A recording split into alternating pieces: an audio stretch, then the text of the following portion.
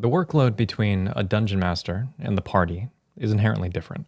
The dungeon master controls not only the world and facilitates the adventure, but also is likely to handle all the NPCs and the environmental factors. Each player in the party, however, mostly need to worry about their own one character and how it reacts to the world. Oh, and by the way, I'm Wrel, the sole author of Distal, a D20 TTRPG about hardships, not heroes. When you're constantly forced to look up the individual specific super nuanced stats or even reference a handful of different stat blocks, it can bog down combat. And that's kind of a shame because it often means that a lot of the cool stuff that your monsters get to do is overlooked for the sake of keeping the table moving. You'll see a lot of videos online talking about how to make combat more exciting or how to run combat faster. And this is in part because of the problem I just mentioned. There's a lot of slog, and we kind of have less and less patience for it nowadays. In Distal, we make use of this asymmetrical workload by designing asymmetrical rules. We want monsters to be easy to run, simple to keep track of, and fun to play against. So we designed for that. Since we know that players only really need to worry about their character sheet, we let them go deep on those mechanics for more control, more decision making, and less sitting around during combat. So we designed for that as well. Here are a few differences as an example. Player characters take a wound when their health reaches 0, but monsters just have a single health bar and then they die at 0. Player characters are considered bloodied when they have a wound, while monsters are considered bloodied when they're at half health. Player characters have different proficiency bonuses based on the things that they're best at, the things that they've learned, while monsters have a single proficiency bonus, we call it threat, that affects all of their attacks and their saves. Players have an extensive list of abilities, attacks, and a more granular turn economy, while monsters have 4 to 6 behaviors, and they just do one of them on their turn. Hopefully that illustrates some of the differences, but the reason that we do this is because we know that the encounters tend to be a vehicle for progression for the players. So we don't necessarily need to overcomplicate everything just for the sake of doing that. Like, we don't need the granularity of each individual stat because ultimately it's not going to make a huge difference. And the biggest differences that you'll see in play are the ones that we roleplay, the types of abilities that we use against the players. And for what it's worth, this is a very important factor. Doing less does not mean being less interesting. In fact, it's kind of the opposite. I want to show you an example of monsters in Distal and then monsters in D&D as well. So here's an example of an Amnesu in D&D. This is it's just got a lot going on, right, at any given time. And this is fine if you're playing a slower paced game. So this monster has a lot of bells and whistles, and you can immediately see what makes it interesting and appealing to run. The question is just like, can you run it given the time attention span and then the type of table that you're operating at? So typically, I think an encounter like this, you'd have one big important creature, and being this one, and then just a bunch of really throwaway characters that you don't have to think about at all. That's a totally fine way to do things. Now let's take a look at a simple monster. Here's an ambush drake. You can see that it has half CR, so this is like fodder. This is something that you want to use numerous of, and because of that, they're super simple. So if we look at what it's got going on over here, pack tactics, so you know immediately that you want to have multiple drakes kind of like attacking, and then the surprise attack is good because it gives you an idea of how you should be using this creature.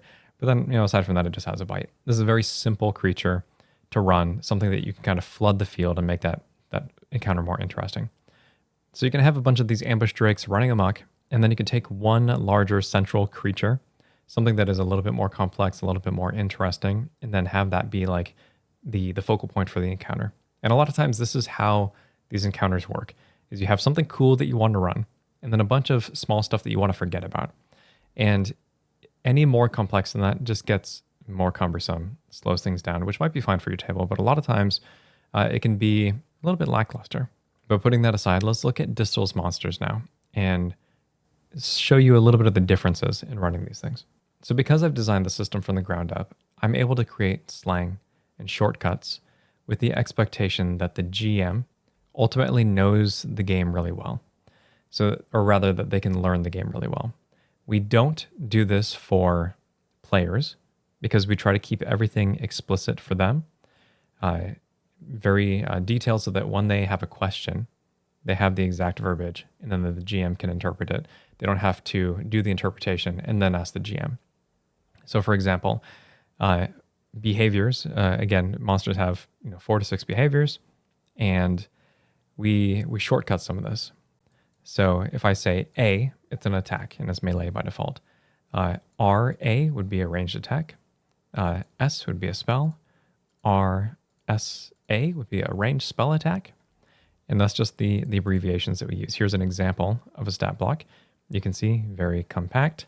These do get lengthy if they have like a bunch of abilities on them. But for the most part, we try to keep them as tight as possible, knowing that the GM can navigate the language. So let's look at some monsters here, just kind of as an example. Oh, and another thing that, quickly touch on this. Another thing that we do, just like we bucket spells into tiers, we bucket monsters into tiers.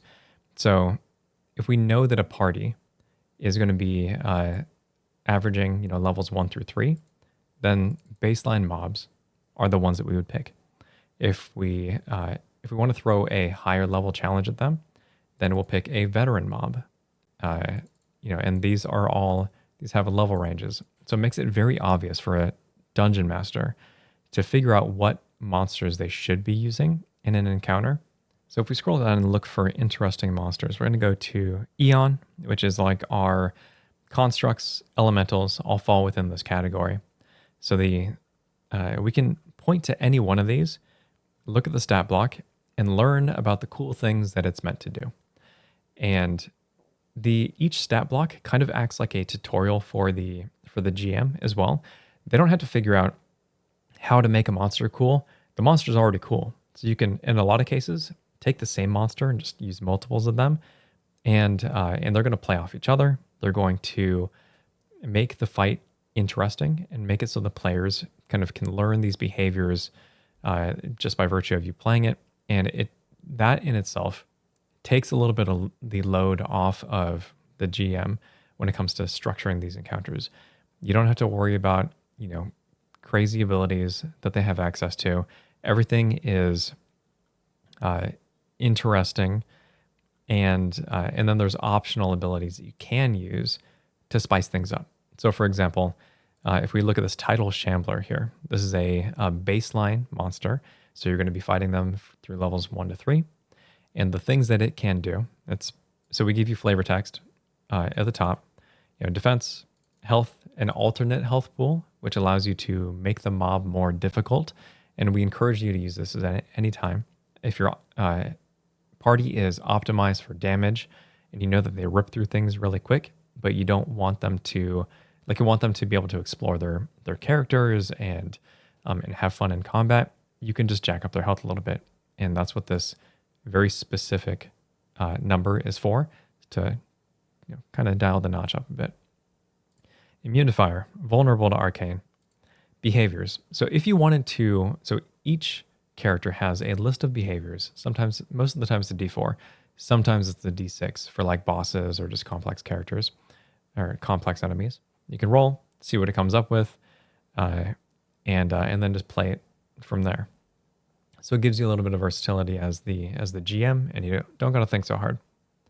But in most cases, I think people will pick, and we know that this has like a main attack that it uses, crashing waves, wash over enemies in a 10-foot line, dealing 1d8, or this average damage of 4, plus 1 bludgeoning.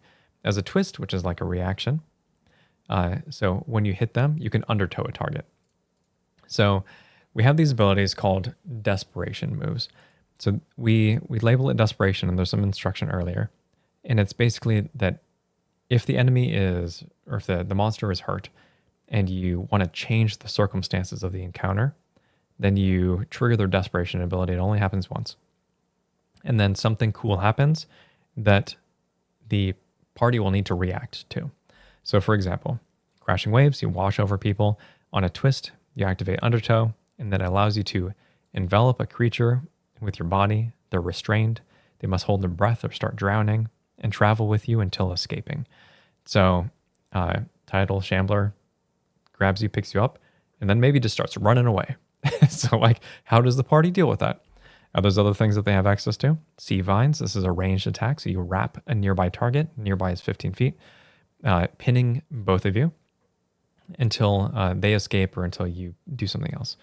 So now you can see that there's a little bit of synergy here. So you might have one tidal shambler who pins a creature, then the other tidal shambler is able to get into range, washes over them, abducts them with undertow, and changes the circumstances. Salt Corrosion. This is a spell. You can encrust 2 local, so large range, targets. They curtail, which is just, you just roll a DC 8 fortitude or intelligence. So they curtail having their metal armor or shields degrade. So we have a durability system in this game, and in your metal armor or shields, they would go down a die tier. Marine Layer, it's another spell. Thick haze descends on the area within 15 feet surrounding you, following you and obscuring those within until ended. So you can have multiple of these shamblers. It'll be a very interesting fight. You can have one that's creating this marine layer, and then they're slowly wearing down the armor and shields of enemies while also kind of keeping themselves safe. You can have others that are pinning targets in place so that they can't get near you or can't get away from you. You can have others that are doing damage, and all of these will have access to all the same abilities, obviously. But the way that they can be used in conjunction makes for an interesting encounter. And you see that over and over and over as you run through the monsters in Distal. So if we look at some other monsters, I want to show you a pairing that... So we tend to treat our monsters more like... So these stat blocks, they kind of feel like magic cards instead of like disparate, isolated monsters. So for example, this ornery bleeder here, rugged hide, hooves, and horn. It's a ram, and it has a mating call. It can bleed a discordant melody. This is a desperation ability, so you use it when you really want to change the circumstances. Bleed a discordant melody, causing local enemies that hear you to lose a willpower die, and nearby beast enters the initiative order. So then you have this beast here. So you could use any beast that we have. We're looking in the beast sections, and but if you look at this one, just right next to it, Rockworm Matron, slinking, winding matron of the mountain. Well, this ornery bleeder is seems like it could be up in the mountain, and this Rockworm Matron mentions being a part of the mountain. You're up in the mountain. Has this passive called My Children. This is just flavor. It says protective of all beasts. This is to give you an idea of what this creature, what its motivations are. And we want to make it really obvious the pairings and how you could play with these creatures. And you can ignore anything that you want, but instead of, again, figuring out how to use a monster, we're teaching you how to use a monster and saying, this is why this is cool. So it has a long neck, so it can bite a nearby target at 15 feet. Startling scream. You can cause people to be revealed and disarmed. So if they're like hiding or invisible, they can be revealed. Sheltering wings. Shield allies that remain nearby, providing +2 defense, and you may redirect damage they take to you. Nuzzle. You can boop a nearby ally, healing them for 9 health. And then Slumber Breath. So this is a desperation ability. Creatures in a cone, 30 feet, curtail, falling unconscious. Targets that are unconscious, repeat this check, blah, blah, blah, blah, blah. So these two monsters can get paired up. It says mating call here, but it specifically also says, and a nearby beast enters the initiative order. So you can mix and match these things. All of these are interesting in their own right. And there's also interplay. Like you can take a bunch of jackals and then you can make them all different colors, like Pokemon, resistant to a spell damage type of your choice, and then they'll all have different damage that they deal, different types of spell damage that they deal. And then we have other indications, shorthand, to tell you kind of the role of these monsters. So we say that this is a meaty blocker. It is meaty in that it has more health than usual. It is a blocker in that it is meant to kind of like protect, keep away, and bar passage.